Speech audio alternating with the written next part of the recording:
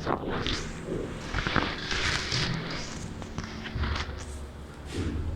Students, आज આપણે ધોરણ 11નું ચેપ્ટર નંબર 9 ના લેક્ચર નંબર 13 માં ઉત્સેચક દ્વારા ઉચ્ચાર દરથી થતું રાસાયણિક રૂપાંતરણ.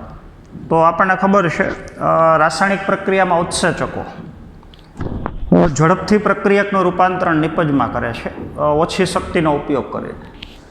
તો ઉત્સેચક દ્વારા ઉચ્ચાર દરથી રાસાયણિક રૂપાંતરણ ચયાપચય કઈ રીતથી થાય છે એ સમજવાનું છે, અથવા એ જ વસ્તુને તમે રાસાયણિક પ્રક્રિયામાં ઉત્સેચકોનો ફાળો કહી શકો. તો એ આખી ક્રિયા આપણે સમજવાની છે. તો રાસાયણિક પ્રક્રિયામાં ઉત્સેચકનો ફાળો સમજવા માટે સૌથી પહેલાં તો ઉત્સેચક એટલે શું એ આપણે સમજવું જરૂરી છે. તો આપણને ખબર છે કોઈ પણ રાસાયણિક પ્રક્રિયામાં જ્યારે રાસાયણિક અથવા ચયાપચય રૂપાંતરણ થતું હોય, એક ઘટક બીજા ઘટકમાં ફેરવાતો હોય, તો જે ઘટકનું નિપજમાં રૂપાંતરણ થાય છે એને આપણે પ્રક્રિયક કહીએ છીએ. તો રાસાયણિક પ્રક્રિયામાં પ્રક્રિયકનું રૂપાંતરણ નિપજમાં થાય છે. દાખલા તરીકે પ્રક્રિયક ગ્લુકોઝનો અણુ છે, તો ગ્લુકોઝનો અણુ તૂટી અને એનું રૂપાંતરણ CO2 પ્લસ H2O માં થાય છે. તો ગ્લુકોઝ એક પ્રકારનો પ્રક્રિયક છે, તો એને આપણે એસ સંજ્ઞાથી દર્શાવીએ છીએ. તો પ્રક્રિયક એટલે સબસ્ટ્રેટ, અને સબસ્ટ્રેટ ઉપરથી પ્રક્રિયકને એસ કહી શકો. નિપજ એટલે પ્રોડક્ટ, તો એને પી સંજ્ઞાથી દર્શાવી શકો. તો એસનું રૂપાંતરણ પીમાં થાય છે, અથવા પ્રક્રિયકનું રૂપાંતરણ નિપજમાં થાય છે. તો કોઈ પણ ચયાપચયિક અથવા રાસાયણિક રૂપાંતરણની અંદર જે ઘટકનું રૂપાંતરણ નિપજમાં થતું હોય એ ઘટકને તમે પ્રક્રિયક કહી શકો, અને જે ઘટકનું નિર્માણ થતું હોય એને તમે નિપજ કહી શકો. તો આ પ્રક્રિયા ઉત્સેચકની હાજરીમાં થતી હોય તો ઓછી શક્તિનો ઉપયોગ થઈ અને ઝડપથી પ્રક્રિયકનું રૂપાંતરણ નિપજમાં થાય છે. તો ઉત્સેચકો ઊંચા દરથી રાસાયણિક રૂપાંતરણ પ્રેરે છે. આગળ આપણે વાત કરી હતી, ઉત્સેચકની ગેરહાજરીમાં જો કોઈ ક્રિયા થતી હોય તો આપણે લીધું હતું કે H2O પ્લસ CO2 જોડાઈને H2CO3 બનતું હોય, કાર્બનિક એસિડ બનતો હોય H2CO3. જો ઉત્સેચકની ગેરહાજરીમાં આ ક્રિયા થતી હોય તો આપણને ખબર છે રાસાયણિક પ્રક્રિયાનો દર, રૂપાંતરણનો દર ધીમો હોય છે, અને ઉત્સેચકની હાજરીમાં જો આ ક્રિયા થતી હોય તો આપણને ખબર છે પ્રતિ સેકન્ડ H2CO3 ના 6 લાખ અણુઓ બને છે, અને ઓલું 1 કલાકની અંદર ફક્ત એના 200 અણુઓ બને છે. તો ઉત્સેચકો રાસાયણિક પ્રક્રિયામાં ઝડપથી પ્રક્રિયકનું રૂપાંતરણ નિપજમાં કરે છે. તો હવે ઉત્સેચક એટલે શું એ આપણે સમજી લઈએ. તો ઉત્સેચકનું રાસાયણિક બંધારણ આગળ આપણે થોડું ઘણું સમજ્યા છીએ. તો આપણને ખબર છે ઉત્સેચકો પોતાના ત્રિપરિમાણ સ્વરૂપની અંદર, એની તૃતીય સંરચનાની અંદર, તો આપણને ખબર છે ઉત્સેચકોનું રાસાયણિક બંધારણ તૃતીય સંરચનાવાળું છે. તો ઉત્સેચકો એક પ્રકારના ગોળાકાર પ્રોટીન છે. તો ઉત્સેચકના તૃતીય સંરચનાની અંદર અમુક ખાંચાઓ આવેલા છે. તો આને ખાંચાઓ, ગુહાઓ, અથવા એને ઓલી આપણે તિરાડ કહી શકીએ, અને એ સ્થાનને આપણે સક્રિય સ્થાન અથવા એને તમે ક્રિયાશીલ સ્થાન કહી શકો.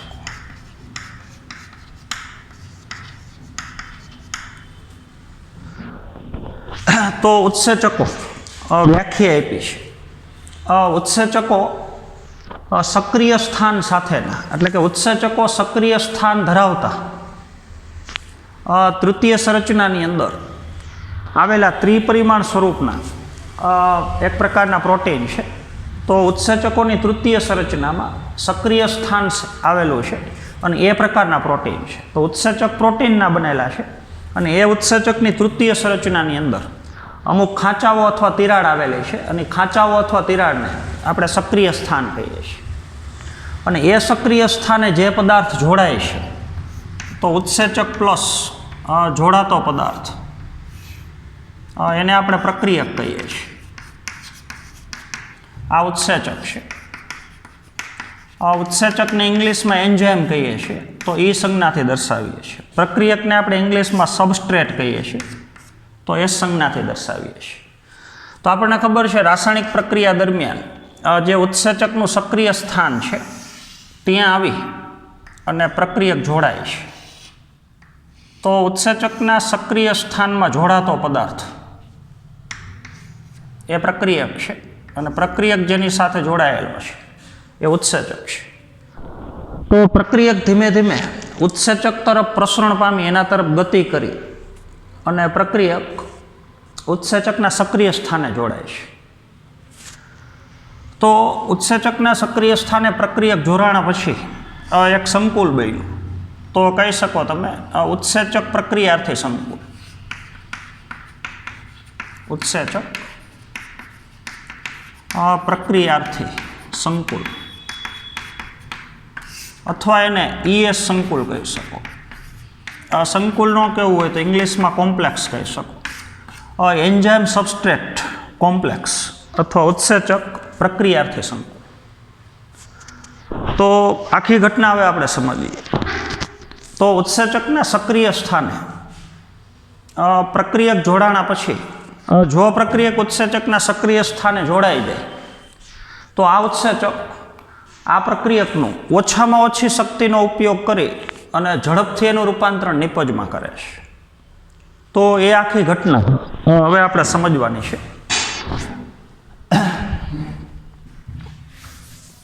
તો આ જ વસ્તુ આપણે ફરીથી બતાવીએ છીએ. તો સૌથી પહેલાં તો ઉત્સેચકનું ત્રિપરિમાણ સ્વરૂપ, એની તૃતીય સંરચના અને એમાં આવેલો ખાંચો જેને આપણે સક્રિય સ્થાન કહીએ છીએ. તો આ XYZ કોઈ પણ પ્રકારનો એક ઉત્સેચક છે અને એની સાથે જોડાતો પદાર્થ જેને આપણે પ્રક્રિયક કહીએ છીએ, જેને આપણે S સંજ્ઞાથી દર્શાવીએ છીએ.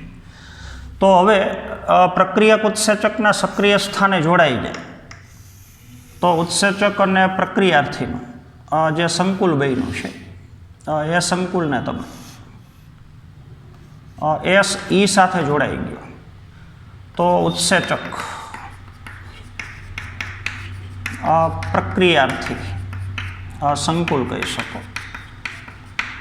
અથવા એને તમે ES કોમ્પ્લેક્સ અથવા ES સંકુલ કહી શકો. તો ઉત્સેચકના સક્રિય સ્થાને પ્રક્રિયક જોડાયેલો છે એ નિપજમાં ફેરવવા માટે જોડાયેલો છે. તો ઉત્સેચક પ્રક્રિયાથી સંકુલ બન્યું, પ્રક્રિયાથી ઉત્સેચક સાથે જોડાયેલો છે એ એકદમ ટૂંકા સમયગાળાની ક્ષણિક સમયની ક્રિયા છે. એટલે એકદમ ઝડપથી ઉત્સેચક પ્રક્રિયાથી સંકુલ બન્યા પછી ટૂંકા સમય માટે એ ટકે છે. તો ઉત્સેચક પ્રક્રિયાથી સંકુલ ક્ષણિક સમયની પ્રક્રિયા છે. જેવો પ્રક્રિયક ઉત્સેચકના સક્રિય સ્થાને જોડાય તો તરત જ એના રાસાયણિક સંરચનાની અંદર ફેરફારો શરૂ થઈ જાય. જેવો પ્રક્રિયક અહીંયા ઉત્સેચકના સક્રિય સ્થાને જોડાય તો આ પ્રક્રિયકના રાસાયણિક બંધ તૂટવાનું અને બનવાનું શરૂ થઈ જાય. તો પ્રક્રિયકની રાસાયણિક સંરચના એમાં તાત્કાલિક પરિવર્તન આવી જાય. તો ધીમે ધીમે રાસાયણિક બંધ તૂટી અને નિર્માણ થઈ અને જે S છે એનું રૂપાંતરણ થઈ જાય Pમાં. તો પ્રક્રિયકનું રૂપાંતરણ થઈ ગયું નિપજમાં. તો હવે જે સંકુલ બન્યું અને તમે EP સંકુલ કહી શકો. ઉત્સેચક પ્રોડક્ટ કોમ્પ્લેક્સ અથવા ઉત્સેચક નિપજ સંકુલ. તો હજી એક વખત ઉત્સેચકના સક્રિય સ્થાને પ્રક્રિયક જોડાણા પછી ઉત્સેચક પ્રક્રિયાથી સંકુલ બને, ઉત્સેચક પ્રક્રિયાથી સંકુલનું નિર્માણ થયા પછી એ ક્ષણિક સમયની ક્રિયા છે. ટૂંકા સમયગાળા સુધી આ સંકુલ ટકે છે. કારણ કે જેવો પ્રક્રિયક ઉત્સેચકના સક્રિય સ્થાને જોડાય તો પ્રક્રિયકના રાસાયણિક સ્વરૂપમાં પરિવર્તન શરૂ થઈ જાય. તો પ્રક્રિયકના રાસાયણિક બંધ તૂટી અને બની અને પ્રક્રિયકનું રૂપાંતરણ થઈ ગયું નિપજની અંદર. તો આ જે અવસ્થા બની એને આપણે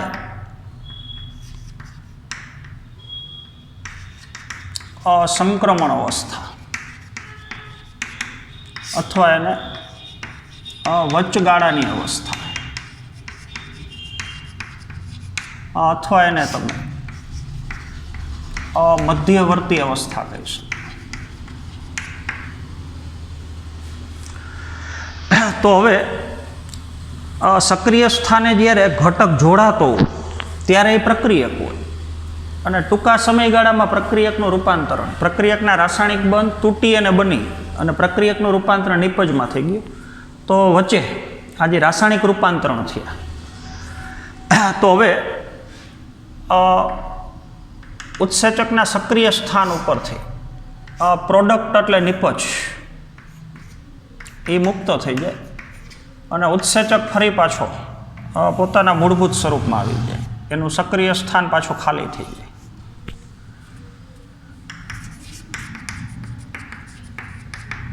તો રાસાયણિક પ્રક્રિયા પૂરી છે. તો આખો જે રાસાયણિક પરિવર્તનનો આખો પથ છે એ પથને જ કહેવાય સંક્રમણ અવસ્થા.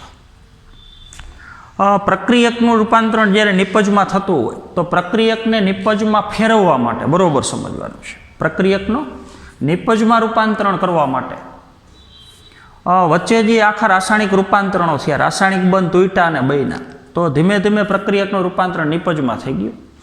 તો વચ્ચે જે આખી રાસાયણિક રૂપાંતરણનો આખો પથ બન્યો, પ્રક્રિયકનું નિપજમાં રૂપાંતરણ કરવા માટે રાસાયણિક રૂપાંતરણનો ચયાપચય એક આખો જે પથ બન્યો, એ અવસ્થાને તમે સંક્રમણ અવસ્થા, વચગાળાની અવસ્થા અથવા એને તમે મધ્યવર્તી અવસ્થા કહી શકો. તો હવે પ્રક્રિયકનું જ્યારે નિપજમાં રૂપાંતરણ થતું હોય તો વચ્ચે જે અવસ્થાઓ સર્જાય છે બધી મધ્યવર્તી સંરચનાત્મક અવસ્થાઓ એ અસ્થાયી હોય છે. વચ્ચેના ઘટકો સ્થાયી ન હોય. દાખલા તરીકે પ્રક્રિયક એસ એનું રૂપાંતરણ નિપજમાં થતું હોય તો પ્રોડક્ટ પી, તો ધીમે ધીમે પ્રક્રિયકના રાસાયણિક બંધ તૂટતા હોય બનતા હોય, તૂટતા હોય બનતા હોય. તો વચ્ચે જે અવસ્થાઓ બને મધ્યવર્તી અવસ્થાઓ, વચગાળાની અવસ્થાઓ, એ બધી અવસ્થાઓ હંમેશા અસ્થાયી હોય. પ્રક્રિયક સ્થાયી છે અને છેલ્લે નિપજ સ્થાયી છે. પણ વચ્ચેની જે અવસ્થાઓ છે રૂપાંતરણ માટેની, જેને આપણે સંક્રમણ અવસ્થા, મધ્યવર્તી અવસ્થા, વચગાળાની અવસ્થા કહીએ છીએ, એ બધી અવસ્થાઓ એ અસ્થાયી હોય. તો સ્થાયિત્વનો આપણે અર્થ લેવો હોય તો અણુની અંદર રહેલી ઉર્જા, અણુમાં રહેલી ઉર્જા અથવા એની સંરચના ઉપરથી આપણે લઈશું. અણુની અંદર રહેલી ઉર્જા સ્થિર હોય, આમાં સ્થાયી ઉર્જા છે, આમાંય સ્થાયી ઉર્જા છે. પણ વચ્ચે જે રાસાયણિક બંધો તૂટતા હોય ને બનતા હોય, નવા નવા સંયોજનો બનતા હોય વચગાળાના, તો એ હંમેશા અસ્થિર હોય, કારણ કે એમાં ઉર્જા વધઘટ થયા રાખતી હોય. તો સ્થાયિત્વનો અર્થ અણુની અંદર આવેલી ઉર્જાના સંદર્ભમાં અથવા અણુની સંરચનાના સંદર્ભમાં લઈ શકો. આની સંરચના સ્થિર છે, આની સંરચના સ્થિર છે, પણ વચ્ચે જે રૂપાંતરણો થાય એમાં તો સતત રાસાયણિક અણુની સંરચના સતત બદલાતી હોય. રાસાયણિક બંધ બનતા હોય, તૂટતા હોય, બનતા હોય, તૂટતા હોય.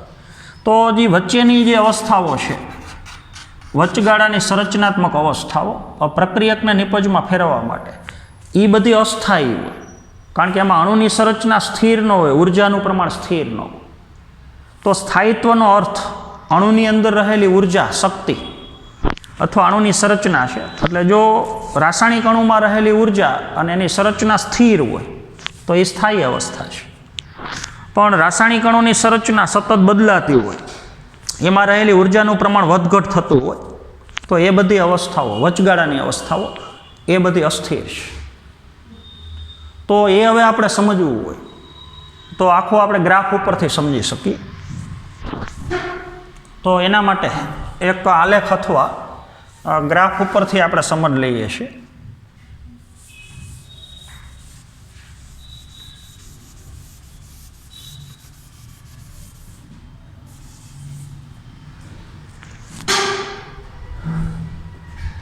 તો તમને ગ્રાફની અંદર બે અક્ષ દર્શાવેલી છે.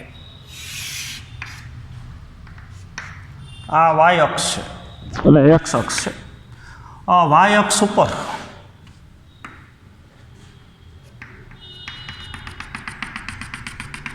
સ્થાયી શક્તિ દર્શાવવાની છે.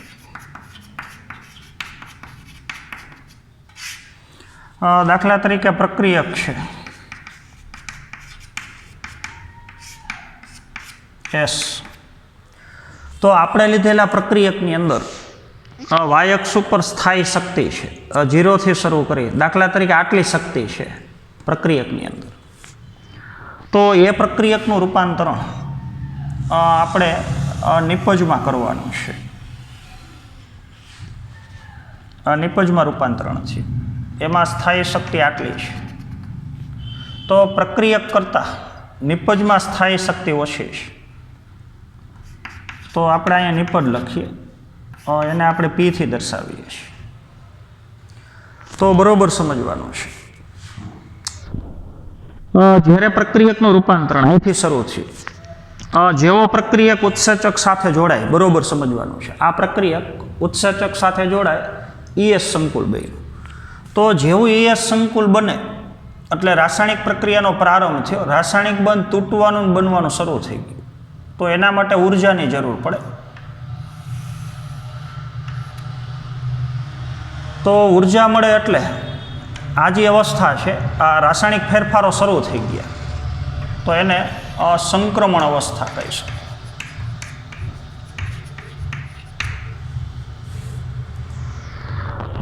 તો અત્યારે જે પ્રક્રિયા બતાવી એ ઉત્સેચકની ગેરહાજરીમાં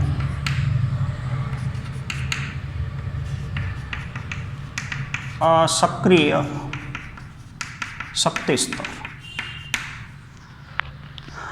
જો આ પ્રક્રિયકનું રૂપાંતરણ નિપજમાં, બરોબર સમજો, ઉત્સેચકની ગેરહાજરીમાં થતું હોય તો રાસાયણિક પ્રક્રિયા થવા માટે જરૂરી ઉર્જા એનું પ્રમાણ આટલું છે. આ સંક્રમણ અવસ્થા એટલે ઓલી વચગાળાની અવસ્થા. રાસાયણિક બંધ તૂટતા હોય ને બનતા હોય. તો સાવ સાદી ભાષામાં કહીએ તો પ્રક્રિયકનું નિપજમાં રૂપાંતરણ કરવા માટે આજે એરો બતાવ્યો, આટલા શક્તિ સ્તરની જરૂર છે, ઊંચા શક્તિ સ્તરની જરૂર છે. કારણ કે પ્રક્રિયા ઉત્સેચકની ગેરહાજરીમાં થાય છે. પણ જો આ જ પ્રક્રિયક નિપજમાં ઉત્સેચકની હાજરીમાં ફેરવાતો હોય તો સક્રિય શક્તિ સ્તર ઓછો થઈ જાય, શક્તિની જરૂરિયાત ઓછી થઈ જાય. તો ઉત્સેચકની હાજરીમાં સક્રિય શક્તિ સ્તર. તો બરોબર સમજવાનું છે. પ્રક્રિયકનું જ્યારે નિપજમાં રૂપાંતરણ થતું હોય ઉત્સેચકની હાજરીમાં કે ગેરહાજરીમાં, ત્યારે પ્રક્રિયકના રાસાયણિક બંધારણમાં ફેરફાર થાય અને ફેરફાર થઈ અને ધીમે ધીમે પ્રક્રિયકનું રૂપાંતરણ થઈ જાય નિપજ. તો વચગાળાની જે અવસ્થાઓ છે આ બધી, એ થવા માટે જે શક્તિની જરૂર છે, રાસાયણિક રૂપાંતરણ માટે જે શક્તિની જરૂર પડી, એને આપણે સક્રિય શક્તિ સ્તર કહીએ છીએ. તો સાવ સાદી ભાષામાં પ્રક્રિયકનું નિપજમાં રૂપાંતરણ કરવા માટે જરૂરી જે શક્તિ છે એ શક્તિને આપણે સક્રિય શક્તિ સ્તર કહીએ છીએ. તો વાય અક્ષ ઉપર સ્થાયી શક્તિ દર્શાવેલી છે અને એક્સ અક્ષ ઉપર તો જ્યારે પ્રક્રિયકનું રૂપાંતરણ નિપજમાં થતું હોય ત્યારે વચગાળાની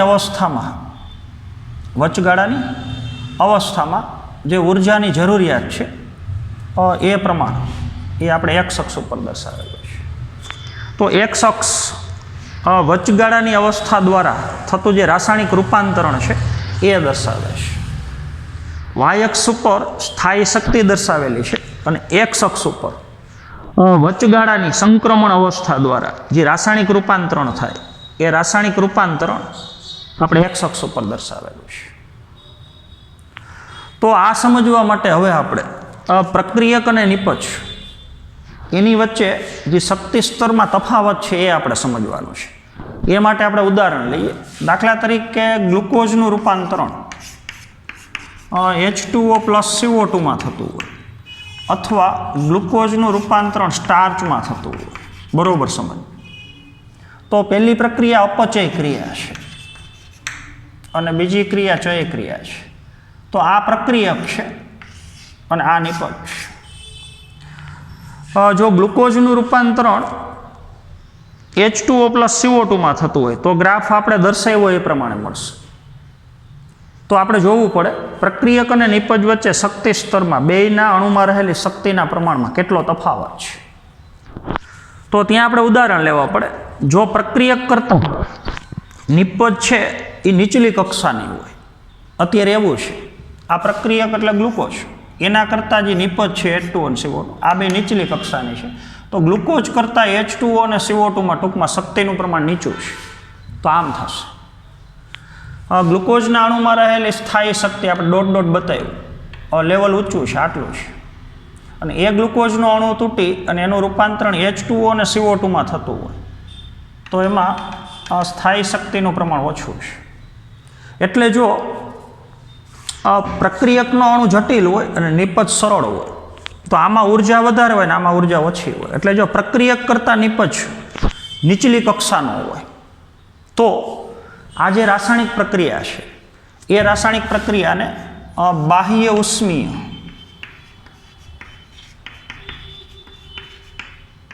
પ્રક્રિયા કહી શકો. બાહ્ય ઉષ્મીય. તો આ રાસાયણિક પ્રક્રિયામાં ઉષ્મા મુક્ત થાય. આપવી પડતી ઉર્જા કરતાં મુક્ત થતી ઉર્જા વધારે હોય તો એને બાહ્ય ઉષ્મીય પ્રક્રિયા અથવા એને સ્વયં પ્રવર્તિત પ્રક્રિયા કહી શકો. સ્વયં પ્રવર્તિત એટલે પોતાની જાતે થતી પ્રક્રિયા. તો આ રાસાયણિક પ્રક્રિયા થવા માટે ઉર્જાની જરૂર નથી, કારણ કે આપવી પડતી ઉર્જા કરતાં તો મુક્ત થતી ઉર્જા વધારે છે. તો રાસાયણિક પ્રક્રિયાના અંતે ઉર્જાની પ્રાપ્તિ થાય, કારણ કે પ્રક્રિયક કરતાં નિપજ નિમ્ન કક્ષાની છે. તો એ પ્રક્રિયાને આપણે અપચય ક્રિયા કહીએ છીએ. તો હવે જો પ્રક્રિયક કરતાં નિપજ નિમ્ન કક્ષાની હોય તો એવી રાસાયણિક પ્રક્રિયાને આપણે બાહ્ય ઉષ્મીય પ્રક્રિયા સ્વયં પ્રવર્તિત પ્રક્રિયા કહીએ છીએ. અને આ પ્રક્રિયા થવા માટે ઉર્જાની જરૂર નથી, કારણ કે રાસાયણિક પ્રક્રિયામાં ઉમેરાતી ઉર્જા કરતાં મુક્ત થતી ઉર્જા વધારે છે. પણ જો ઊંધું હોય, ગ્લુકોઝનું રૂપાંતરણ જો સ્ટાર્ચમાં થતું હોય તો આપણને ગ્રાફ આ રીતથી મળશે. તો એ ગ્રાફ થોડો આપણે સમજીએ. આ જ ગ્રાફ. દાખલા તરીકે આ ગ્લુકોઝનો અણુ છે અહીંયા અને એનું રૂપાંતરણ નિપજમાં થતું હોય તો અહીંયા દાખલા તરીકે સ્ટાર્ચ બન્યું. તો હવે આપણે ડોટવાળી લાઈન બતાવીએ તો તમે જોઈ શકો છો કે આ જે પ્રક્રિયકમાં સ્થાયી શક્તિ છે એના કરતાં નિપજમાં સ્થાયી શક્તિ વધારે છે. તો પ્રક્રિયક કરતાં નિપજમાં ઉર્જાનું પ્રમાણ વધ્યું. હું અહીં એમ કહું કે 10 ગ્લુકોઝના અણુ જોડાય અને સ્ટાર્ચનો એક અણુ બને તો 10 ગ્લુકોઝના અણુની શક્તિ એક સ્ટાર્ચમાં આવી ગઈ. તો અહીંયા પ્રક્રિયક કરતાં નિપજ એ ઉચ્ચ કક્ષાની છે. પહેલી ક્રિયામાં પ્રક્રિયક કરતાં નિપજ નિમ્ન કક્ષાની છે, તો પ્રક્રિયક કરતાં નિપજમાં ઉર્જાનું પ્રમાણ ઘટે. અહીંયા પ્રક્રિયક કરતાં નિપજ ઉચ્ચ કક્ષાની છે, તો પ્રક્રિયક કરતાં નિપજમાં ઉર્જાનું પ્રમાણ વધે. તો આ જે રાસાયણિક પ્રક્રિયા થઈ જોઈ એને અંતઃઉષ્મીય પ્રક્રિયા કહી છે, અથવા એને ઉર્જા અથવા શક્તિ આવશ્યક ક્રિયા કહી છે. તો આમાં ઊંધું છે. મુક્ત થતી ઉર્જા કરતાં આપવી પડતી ઉર્જા વધારે. તો આ ઉર્જાગ્રાહી પ્રક્રિયા છે. ટૂંકમાં કહી દો ઉર્જાગ્રાહી. અને આ પ્રક્રિયા છે એ ઉર્જા ત્યાગી પ્રક્રિયા છે. આ રાસાયણિક પ્રક્રિયામાં ઉર્જા મુક્ત થતી હોય ને આ રાસાયણિક પ્રક્રિયામાં ઉર્જા આપવી પડે. તો આ રાસાયણિક પ્રક્રિયા થવા માટે ઉર્જાની જરૂર છે. અંતઃઉષ્મીય પ્રક્રિયા સ્વયં પોતાના રીતથી થઈ શકે, બહારની ઉર્જાની જરૂર જ નથી, કારણ કે આપવી પડતી ઉર્જા કરતાં મુક્ત થતી ઉર્જા વધારે છે. અને અંતઃઉષ્મીય ઉર્જા હોય, પ્રક્રિયક કરતાં નિપજ છે એ ઉચ્ચ કક્ષાનો હોય તો મુક્ત થતી ઉર્જા કરતાં આપવી પડતી ઉર્જા વધારે હોય. તો પ્રક્રિયક કરતાં નિપજમાં સ્થાયી શક્તિનું પ્રમાણ છે એના કરતાં વધે. તો હવે રાસાયણિક પ્રક્રિયાનો પ્રકાર ગમે એ હોય, બાહ્ય ઉષ્મીય અથવા સ્વયં પ્રવર્તિત ક્રિયા હોય, અથવા રાસાયણિક પ્રક્રિયાનો પ્રકાર અંત ઉષ્મીય અથવા શક્તિ આવશ્યક ક્રિયા હોય, બેયમાં સંક્રમણ અવસ્થા તો હોય જ, બેયમાં વચગાળાની મધ્યવર્તી અવસ્થામાંથી તો પ્રક્રિયકને પસાર થવું જ પડે. તો બે પ્રકારની રાસાયણિક પ્રક્રિયામાં જ્યારે પ્રક્રિયકનું રૂપાંતરણ નિપજમાં થતું હોય તો બેમાં સંક્રમણ અવસ્થા, પ્રક્રિયકને વચગાળાની મધ્યસ્થ અવસ્થામાંથી તો પસાર થવું જ પડે, એટલે પહેલાં તો ઉર્જાની જરૂર પડશે જ. આખી રાસાયણિક પ્રક્રિયા પૂરી થયા પછી આખો ઉર્જાનો આપણે હિસાબ કરીએ તો આ રાસાયણિક પ્રક્રિયા માટે ખરેખર ઉર્જાની જરૂર જ નથી, કારણ કે આપવી પડતી ઉર્જા કરતાં મુક્ત થતી ઉર્જા વધારે છે. અને આ રાસાયણિક પ્રક્રિયા ઉર્જા આવશ્યક ક્રિયા છે, કારણ કે મુક્ત થતી ઉર્જા કરતાં આપવી પડતી ઉર્જા વધારે છે. તો હવે સક્રિય શક્તિ સ્તર એટલે શું એ આપણે સમજવાનું છે. તો બરાબર સમજવાનું છે. પ્રક્રિયકમાં રહેલી ઉર્જા, પ્રક્રિયકમાં રહેલી ઉર્જા અને વચગાળાની અવસ્થામાં જ્યારે રાસાયણિક ફેરફાર થતા હોય, પ્રક્રિયક જ્યારે સંક્રમણ અવસ્થામાંથી પસાર થતો હોય ત્યારે જરૂરી ઉર્જા, તો એની વચ્ચેનો જે તફાવત છે, આ તફાવત એને સક્રિય શક્તિ સ્તર કહે છે. તો હજી એક વખત, પ્રક્રિયકમાં રહેલી ઉર્જા એટલે સ્થાયી શક્તિ, અને એ પ્રક્રિયકને જ્યારે નિપજમાં આપણે ફેરવીએ ત્યારે જે રાસાયણિક રૂપાંતરણો થતા હોય, સંક્રમણ અવસ્થામાંથી જ્યારે પસાર થતો હોય ત્યારે વચગાળાની અવસ્થા માટે જે ઉર્જાની જરૂર છે એની વચ્ચેનો તફાવત. તો પ્રક્રિયકની અંદર રહેલી ઉર્જા અને વચગાળાની અવસ્થા માટે જરૂરી ઉર્જા એની વચ્ચેનો તફાવત એને આપણે સક્રિય શક્તિ સ્તર કહી શકીએ. તો હવે જો પ્રક્રિયકનું રૂપાંતરણ બરાબર સમજો, નિપજમાં ઉત્સેચકની ગેરહાજરીમાં થતું હોય તો સક્રિય શક્તિ સ્તર ઊંચો હોય. એટલે જો કોઈ રાસાયણિક પ્રક્રિયા ઉત્સેચકની ગેરહાજરીમાં થતી હોય તો સક્રિય શક્તિ સ્તર પ્રક્રિયકને વચગાળાની અવસ્થામાંથી પસાર થવા માટે, નિપજમાં રૂપાંતરિત થવા માટે જે શક્તિની જરૂરિયાત છે વધારે, તો વધારે શક્તિનો ઉપયોગ થઈ અને ધીમે ધીમે પ્રક્રિયકનું રૂપાંતરણ નિપજમાં થાય.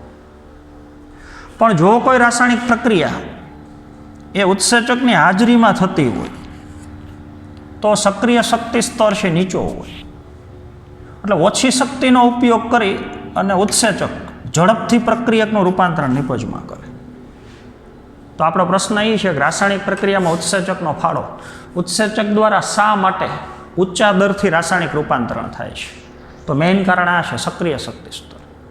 તો ઉત્સેચક સક્રિય શક્તિ સ્તરને ઘટાડે છે, શક્તિનો અવરોધ કરે છે. તો શક્તિના અવરોધ દ્વારા શક્તિની જરૂરિયાત ઘટાડી અને નીચા શક્તિ દરનો ઉપયોગ કરી અને ઝડપથી પ્રક્રિયકનું રૂપાંતરણ નિપજમાં કરે છે. તો સક્રિય શક્તિ સ્તરમાં ઘટાડો કરી, શક્તિની જરૂરિયાતમાં ઘટાડો કરી અને ઝડપથી પ્રક્રિયકનું રૂપાંતરણ નિપજમાં કરવું, તો એ કાર્ય ઉત્સેચકનું છે. તો કોઈપણ રાસાયણિક પ્રક્રિયા, કોઈપણ રાસાયણિક રૂપાંતરણ જો ઉત્સેચકની હાજરીમાં થતું હોય તો એ પ્રક્રિયા માટેનો સક્રિય શક્તિ સ્તર, પ્રક્રિયા થવા માટેની ઉર્જાની જરૂરિયાત એ ઓછી થઈ જાય. ઓછી શક્તિનો ઉપયોગ કરી અને ઝડપથી પ્રક્રિયકનું રૂપાંતરણ નિપજમાં થાય છે. તો આ ઉત્સેચકનો ફાળો છે, ઉત્સેચકનું કાર્ય છે. તો આજના પીરિયડમાં આપણે અહીંયા સુધી રાખશું. Thank you.